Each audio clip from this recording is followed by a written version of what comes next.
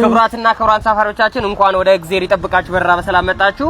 ይሄ እንግዲህ በረራ መስመራችን ኢቲ 47 ብሎክ 46 ላይ እንገኛለን ማለት ነው። እኔ ዋና አብራሪያችሁ ተብዘቅዘቅ መብረኩ ባላለው በላቸው ኢናሶ በረራ መስመር 123 ታታ የተሰኛቸው ፕሌናችን ዛሬ ከኮምቦልቻ መነሻውን አድርገው ወደ ኢራን ይላል። እንደሚታወቀው ደብረ ሲና ላይ እንደደረስን ቆሎና ውሃ መያዛችሁን አትርሱ። ይሄ ከፍታው 25000 ከስክስ የሚባለው በረራውን ነው የምናደርገው።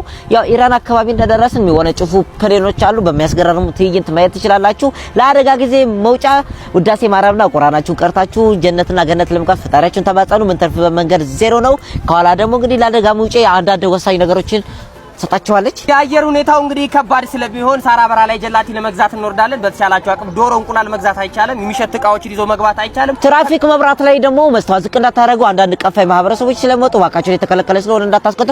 አታስፖኪውን ትንሽ ታጋርግልኝ ከኋላ መጣ ፕሌን እንዳይደርበኝ። መልካም በረራ እንላለን ወንድሞችና እህቶች። እንግዲህ መሀል ላይ ሲርባችሁ እርስ በርስ ተበላሉ። ምግብ አልያዝንም።